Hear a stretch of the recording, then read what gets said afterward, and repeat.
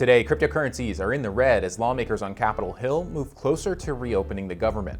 Shares of Gemini sink after the company reported weaker than expected third quarter earnings. And Alexander Blume of 2 Prime discusses what he's watching in the crypto market through 2025 and beyond.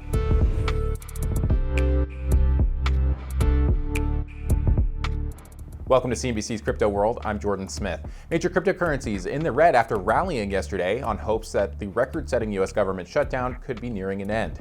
As of noon Eastern, Bitcoin dropped to the $103,000 level, Ether fell by 1.25%, and Solana's Sol token dropped by more than 3%.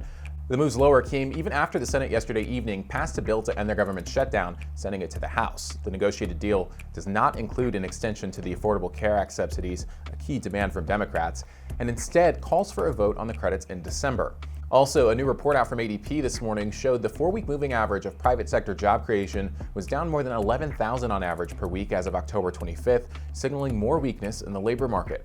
Taking a quick look at a crypto-related stock, CleanSpark shares fell 7.5% as of around 1 p.m. Eastern after the Bitcoin miner increased its convertible note offering to $1.15 billion. The move is part of a broader trend among miners and AI-focused data infrastructure firms moving more into the debt markets for capital.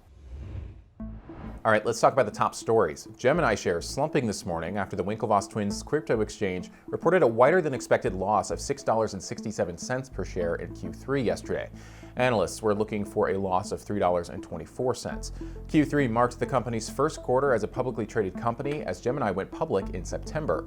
IPO-related costs contributed to a $159.5 million net loss in Q3, even as revenue doubled from the year before. Gemini shares plummeted more than 15.5% as of around 12:30 this afternoon. Next, Coinbase is launching a platform to let issuers distribute new crypto tokens. The company said in a press release yesterday that its goal is to create a balanced and transparent token sales platform for both issuers and users. The platform will use algorithms to promote broader distribution of token sales while limiting large purchasers. It also will prioritize, quote, true supporters first by penalizing users who sell their tokens less than 30 days after listing. Coinbase is looking to differentiate itself from the ICO boom in 2018, which saw a wave of fundraising off of new tokens before the market eventually corrected. As of 12:30 Eastern, Coinbase shares were trading lower by more than 2%. Last, SoFi is debuting crypto trading on its platform, and this morning the bank's CEO Anthony Noto joined CNBC Squawk Box to discuss the launch. We've wanted to be a one-stop shop for all your financial services needs, and one of the holes we've had for the last 2 years was in cryptocurrency, the ability to buy, sell, and hold crypto. We were not allowed to do that as a bank. It was not permissible. But in March of this year, the OCC came out with an interpretive letter that it's now permissible for banks like SoFi to offer cryptocurrencies. So this morning we're launching as the only national bank, the first and only national bank, the opportunity to buy, sell, and hold cryptocurrencies like Bitcoin, Ethereum, and Solana. Noto told CNBC the bank will eventually expand well beyond 3 cryptocurrencies.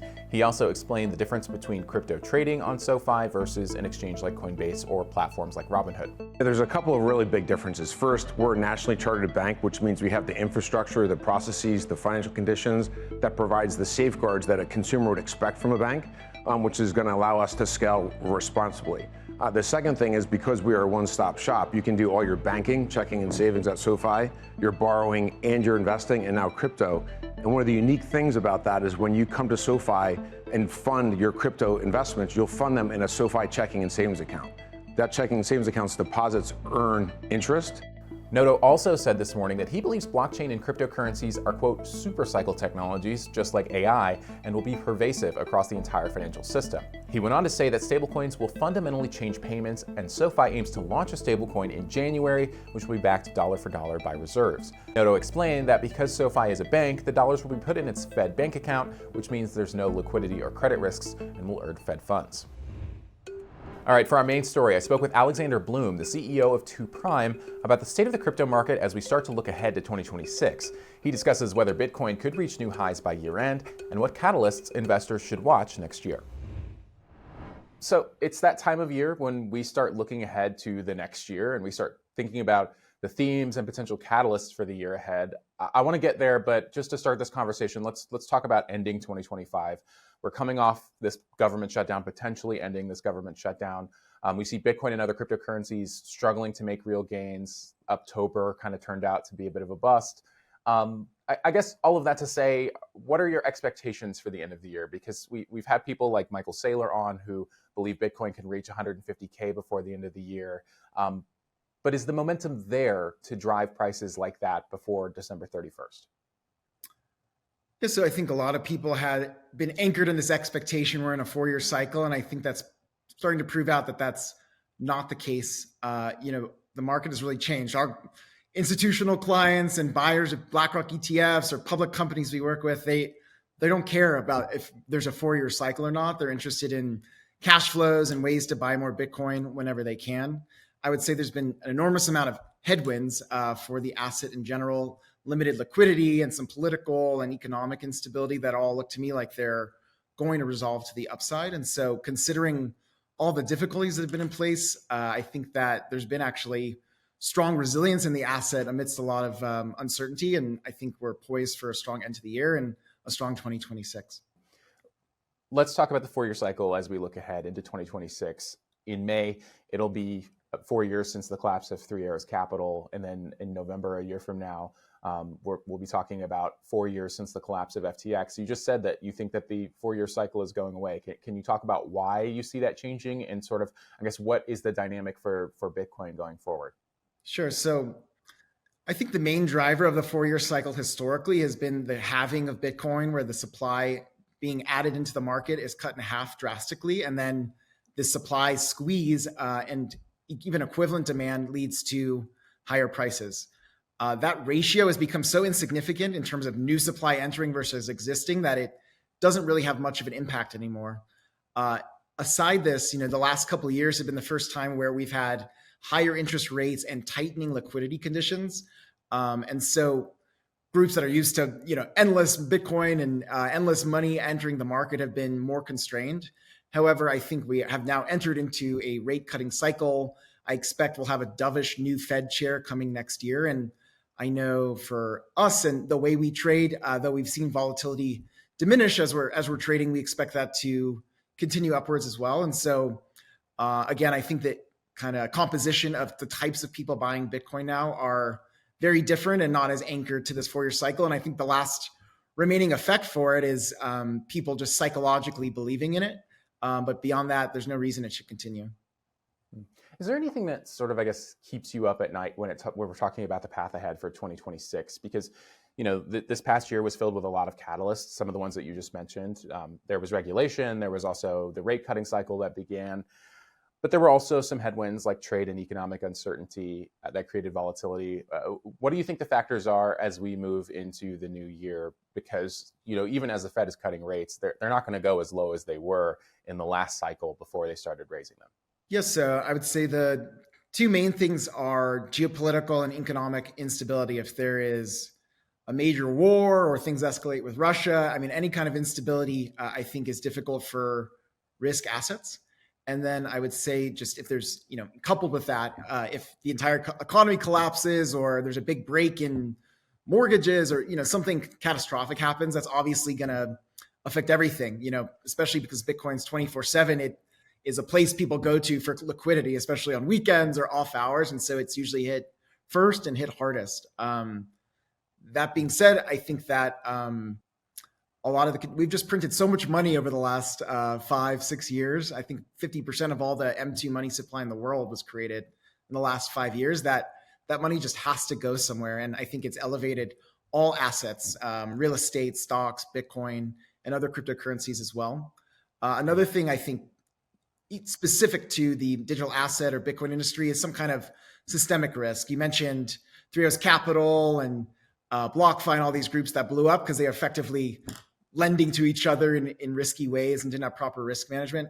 We're one of the largest Bitcoin-backed lenders in the world, and I think groups like us have learned from those mistakes of the past. We're not rehypothecating Bitcoin. We're not trading Bitcoin to make an extra spread. And so some of those systemic factors no longer, I don't think, are as salient. And then lastly, if you look at the total leverage in the lending market today, it's about equal to the peak of what occurred in the 21-22 cycle, but the market cap of all digital assets is about double. So it tells me that there's much more space for additional leverage in the market before we ran into issues before, which largely stem from poor risk management and can be managed away anyway. And so taken together, as long as there's not some unpredictable war or a major breaking in the economy, I'm pretty bullish for the year to come.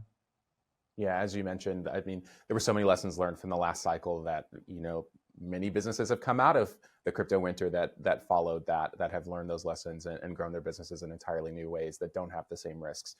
I've asked you about the negative. Now I want to end on the positive. What are some of the positive catalysts that you're watching in 2026 broadly, if you had to recap them for the year ahead? So one is just regulatory. There's greater clarity for the industry as a whole. I've been working in this industry for 12 years, and for the first about 11 of them, you never know if you're on the right side of things, even if you're running a regulated business like we do. And so there's a lot of comfort both for us in that and also for more institutional investors to create bot products, offer it to their clients. I think Schwab is saying in the first half of next year, they're going to offer Bitcoin buying in accounts to their retail clients. You saw JP Morgan is starting to offer loans against Bitcoin very soon. And so all of these things, I think, are in favor of Bitcoin just because there's a safer regulatory environment. To your point, yes, rates I don't think will come down as low as they were during the COVID era. However, they are coming down on a relative basis. Whether it goes down from 1% to 75 bips or from 4% down to 375 bips, it's still increasing liquidity. And so I think that's very strong. And then I think the proliferation of stable coins is going to just bring more adoption of all assets within the digital assets ecosystem. And then there's just great companies. There's more sophisticated products. We don't just offer vanilla loans. We offer different kinds of structures, collars on those loans, reduced margin calls. And so I think we'll see increasingly sophisticated structured products. On the trading side, we offer Bitcoin-based yield. And I think there too, there's so much competition within the Bitcoin treasury space, within the public companies that are trying to differentiate themselves from just a simple Bitcoin proxy, that new kinds of products and more sophistication of the products will bring in new clients and allow existing ones to garner more investment as well. All right, that's all for Crypto World today. We're back again tomorrow, and we'll see you then.